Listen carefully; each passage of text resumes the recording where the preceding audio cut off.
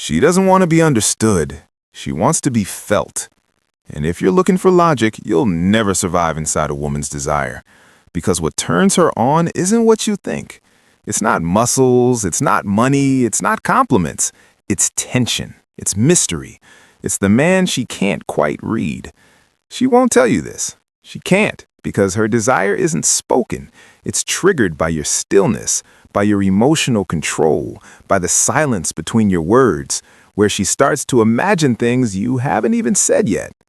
These are the rules no one tells you, because most men don't even see them. But once you do, she'll dream about you, she'll crave you, and she won't even know why. One desire begins where certainty ends. The moment she's sure she has you is the moment her desire begins to rot.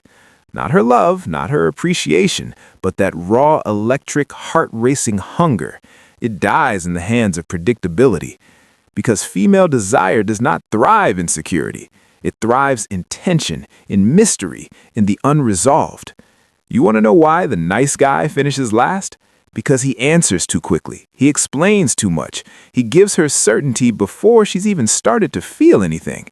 And desire, real desire, is born in that sacred space between what she feels and what she's unsure she's allowed to feel. You don't need to be toxic, you don't need to be cold, but you do need to remain unpredictable. Here's the Stoic truth.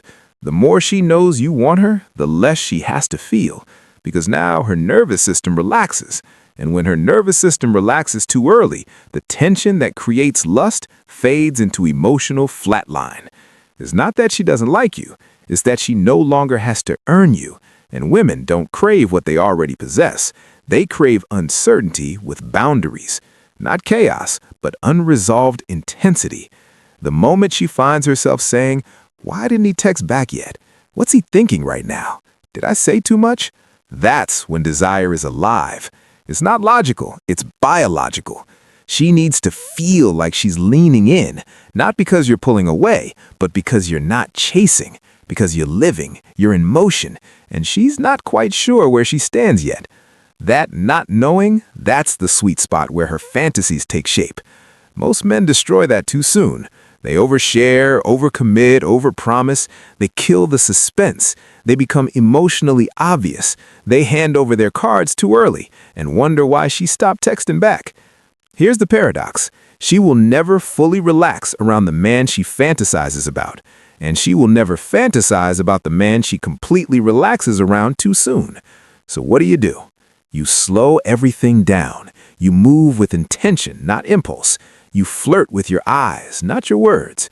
You answer when you choose to answer, not when she expects it. And when she asks what you're thinking, you smile and say, "Not ready to share that yet." Now her mind fills the silence. Now she's leaning in. Now she's dreaming at night because you left a gap she needs to fill. That's not game. That's energetic contrast. And the man who gives her contrast, the one who is warm but not desperate, attentive but not available on command, interested but not emotionally exposed too early, that's the man who activates her, because he understands the first rule of female desire. Desire doesn't live in certainty. It lives in suspense, and it begins the moment she's no longer sure she has you. 2. She wants you to lead her somewhere she's afraid to go. She'll never say it out loud, but the man who makes her feel safest is the one who also makes her feel slightly out of control. Not in a reckless way, in a pulling way, in a directional way. Because her body doesn't respond to indecision. Her desire isn't activated by a man who asks for a roadmap. It's activated by the man who becomes the map and dares to lead her somewhere she didn't expect to go. This is the rule no one tells you. Her desire isn't for safety, it's for leadership into emotional danger. She wants to follow, even if she pretends not to. Even if her mouth says, "I'm independent," her nervous system still craves a man who moves first, who walks into the room with certainty, who orders with calm, who makes decisions without double-checking her reaction, who says, "Come here," instead of, "Is this okay?" This doesn't mean force. This doesn't mean control. This means direction. A woman isn't turned on by softness alone. She is turned on by structure that leads her into softness, by a man who makes her feel like she can finally let go of the wheel. The way she speaks with her eyes, she's waiting for you to notice. The way she slows her breathing when you're close, she's waiting for you to lean in. The way she stops talking when you touch her hand, she's waiting for you to do what she can't ask for.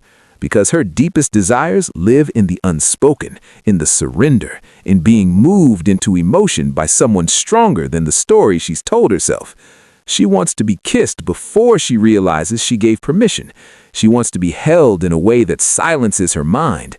She wants to be told, "I like the way you hesitate, it's honest," and feels seen in her fear. Because that fear, that hesitation, that's where her deepest fantasies live. And the only man who unlocks them is the one who walks confidently into them.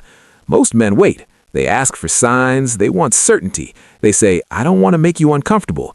And in doing so, they become forgettably safe. But the man who looks at her like he knows what she wants before she does, the man who leads her energy, not just mirrors it, that's the man who stays in her dreams because he didn't push her. He guided her. He took her by the hand, not just physically, but emotionally, and led her into a version of herself she only shows to the right man. That's the trick. She's not hiding her desire. She's protecting it, waiting for a man with enough emotional control to hold it without running from it. And when you become that man, when you stop asking and start directing with calm, grounded energy, she melts because her body finally recognizes that it can let go, that she doesn't have to lead this moment, that someone else is in command. And it turns her on more than she'll ever admit because she's been leading her entire life, making decisions, guarding herself, holding it together, and all she wants now is a moment where she can fall apart into your presence, where you lead her somewhere unknown and she trusts you enough to go. That's not game. That's not manipulation. That's energetic leadership. And it's the second rule of female desire. She doesn't want to stay in control. She wants to trust your direction so much that losing control becomes the fantasy. 3. She wants you to want her, but not too much. Yes, she wants to be desired, but the moment she feels worshipped, her desire begins to evaporate. It's a paradox most men never solve. She needs to feel wanted, but she only craves the man who doesn't want her too much. Why? Because when a man wants her too openly, too eagerly, too often, he shifts out of mystery and into emotional submission. And once that happens, the sexual polarity collapses. Her body isn't wired for devotion at first sight. It's wired for the uncertainty of being near a man who could want her but hasn't decided yet. The nice guy says, "You're everything I've ever wanted." But the man who drives her crazy, he looks at her and says, "You're interesting. I'm still figuring you out." That difference, it changes everything.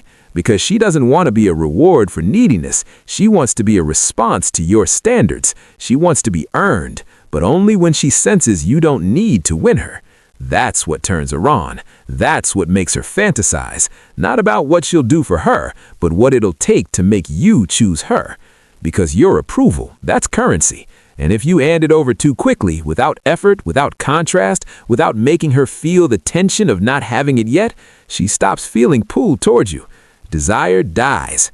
Why? Because you've made it too easy, and female desire does not thrive in ease. It thrives in the pursuit of emotional elevation.